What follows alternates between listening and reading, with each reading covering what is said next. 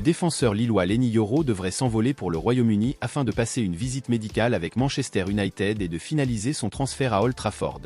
Erik ten Hag et sa cellule de recrutement ont fait de l'arrivée d'un nouveau défenseur central une priorité absolue pendant la période de transfert estival, étant donné que le jeune défenseur Willy Camboila et le vétéran Raphaël Varane ont tous deux quitté le club cet été.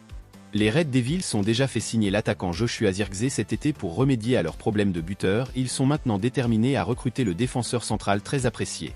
Selon le fiable David Ornstein de The Athletic, Lenny Yoro s'est envolé pour le Royaume-Uni afin d'y subir un examen médical. David Ornstein a indiqué que le défenseur préférait rejoindre le Real Madrid, mais Lille ayant accepté l'offre de Manchester United, le transfert est désormais sur le point d'être finalisé. Sur X, David Ornstein a écrit « Lenny Yoro s'envole vers le Royaume-Uni pour passer sa visite médicale et finaliser ses conditions personnelles, alors que Manchester United s'apprête à signer avec Lille. » Le défenseur de 18 ans était initialement favorisé par le Real Madrid, mais Lille a accepté l'offre initiale de 62 millions d'euros de Manchester United. Il y a encore du travail à faire mais c'est maintenant proche. Lenny Yoro était le premier choix du Real Madrid pour remplacer Nacho Fernandez, le vétéran en partance, et les Madrilènes étaient même prêts à attendre un an avant de signer le jeune joueur sur un transfert gratuit, puisque son contrat expire l'été suivant. Cependant, il semble que Lenny Yoro ait été convaincu par le projet d'Old Trafford. Liverpool et le Paris Saint-Germain étaient également intéressés par le recrutement du jeune et talentueux défenseur français, mais c'est Manchester United qui gagne la course pour le recruter. Cette signature imminente indique que Manchester United a l'intention de recruter les meilleurs talents du football mondial et de soutenir le manager pour ramener le club à ses jours de gloire. Le Paris Saint-Germain est en pourparlers avancés pour le transfert de Victor Osimhen, l'attaquant de Naples, et Romelu Lukaku, l'inapte de Chelsea, serait probablement la cible principale des géants de la Serie A pour le remplacer. C'est ce que déclare le gourou des transferts Fabrizio Romano, qui s'est entretenu avec Cocked Offside. Le journaliste italien affirme que le Paris Saint-Germain travaille à la signature de Victor Osimhen, même s'il pourrait encore y avoir quelques problèmes dans l'accord potentiel.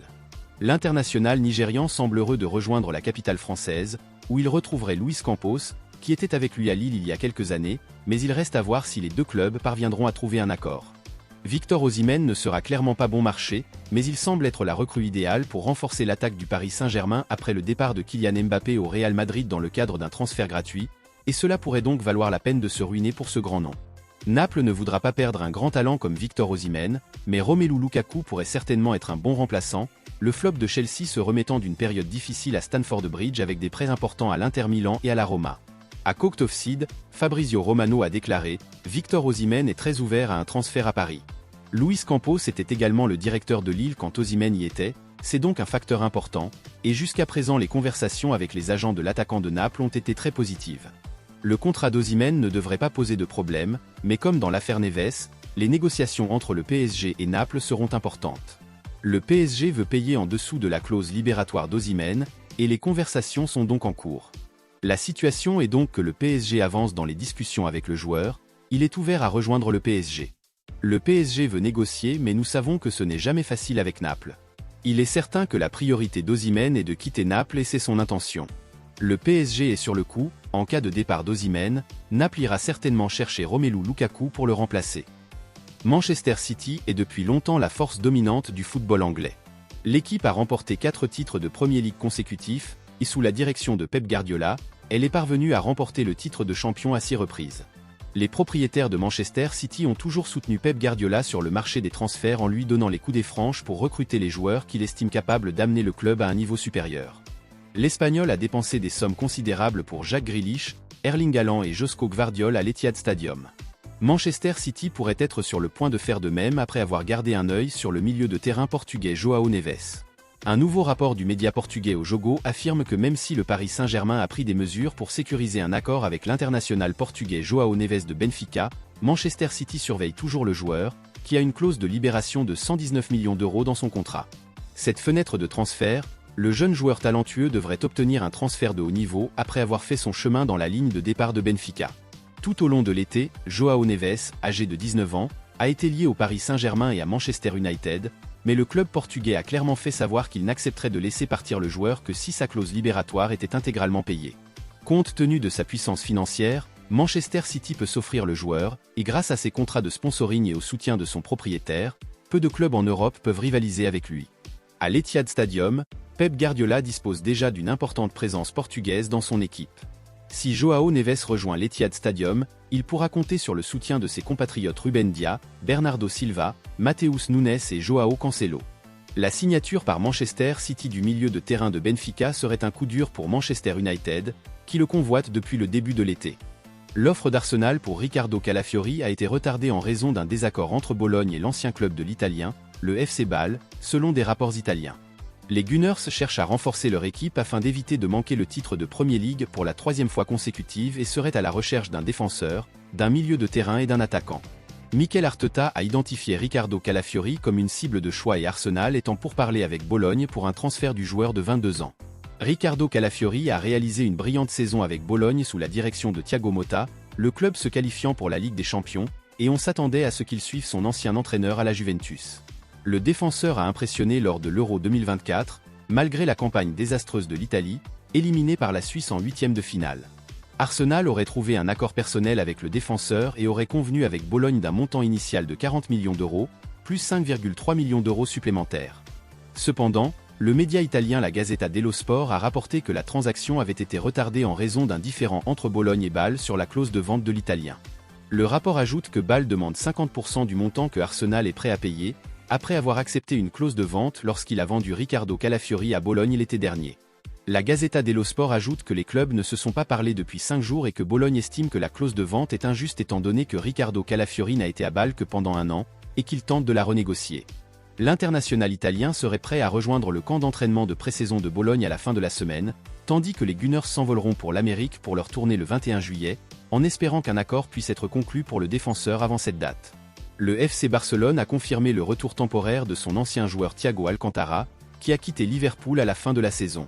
Après son départ d'Anfield, l'Espagnol a décidé de prendre sa retraite sportive et il semble qu'il ait décidé d'emprunter la voie de l'entraînement pour le prochain chapitre de sa vie. Le Barça a confirmé mercredi que Thiago Alcantara avait rejoint l'équipe d'entraîneurs de Hansi Flick pour les préparatifs de pré-saison du club catalan, une période au cours de laquelle l'ancien milieu de terrain gagnera en expérience avant de prendre une décision à plus long terme. À l'heure actuelle, aucun engagement n'a été pris pour que le joueur de 33 ans reste au club de la Liga pour la saison 2024-2025, mais c'est une possibilité. Thiago Alcantara a une relation étroite avec Hansi Flick, ayant remporté le triplé ensemble au Bayern Munich au cours de la saison 2019-2020. L'entraîneur allemand aurait vu à quel point l'Espagnol était intelligent et a probablement joué un rôle dans son recrutement au sein de son équipe d'entraîneurs. C'est une excellente décision pour Thiago Alcantara sitôt dans sa retraite, car le joueur de 33 ans apprendra beaucoup, même si ce n'est que pour le reste de la pré-saison. Thiago Alcantara était l'un des joueurs les plus doués de sa génération, mais il est peu probable qu'on se souvienne de lui aux côtés des plus grands, car le milieu de terrain a beaucoup souffert de blessures tout au long de sa carrière. Le joueur de 33 ans n'a joué que 5 minutes lors de la campagne 2023-2024 et cela a probablement joué un rôle important dans sa décision de prendre sa retraite, car l'Espagnol n'est peut-être plus capable de faire confiance à son corps. L'ancien talent du FC Barcelone peut également être satisfait de sa carrière, puisqu'il a joué pour le club catalan, le Bayern Munich et Liverpool. L'ancien milieu de terrain a tout gagné en Allemagne et en Espagne, et il a également 2 médailles de la Ligue des Champions à son palmarès. Reste à savoir s'il peut faire aussi bien en tant qu'entraîneur, mais c'est ce que Thiago Alcantara tentera de faire dans les années à venir. L'ancien défenseur des Pays-Bas et d'Everton Johnny Tanguinga a rejoint Liverpool en vue de la campagne 2024-2025 où il travaillera en tant qu'entraîneur adjoint du nouvel entraîneur des Reds Arne Slot.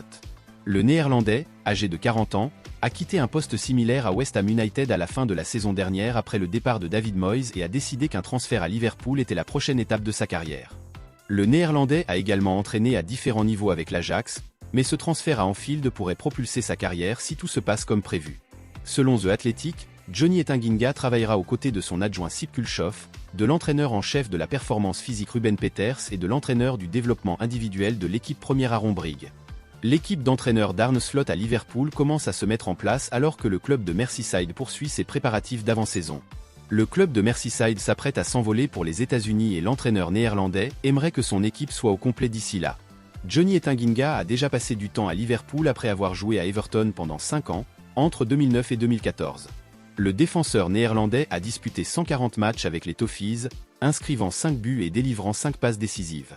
Les Blues ne seront pas heureux de son dernier déménagement, mais c'est ce qu'il y a de mieux pour sa carrière. Avec tous ces changements à Liverpool, il est difficile de prédire comment les Reds se comporteront cette saison après le départ de Jürgen Klopp. La pré-saison sera cruciale pour Arne Slot car il mettra en œuvre ses idées avec ses nouveaux joueurs, mais cela sera perturbé par le retour tardif des joueurs en raison de leur participation à l'Euro 2024 et à la Copa América. Malgré tout, Liverpool devrait faire une bonne campagne, mais sera-t-il en mesure de lutter pour le titre de Premier League? Seul l'avenir nous le dira.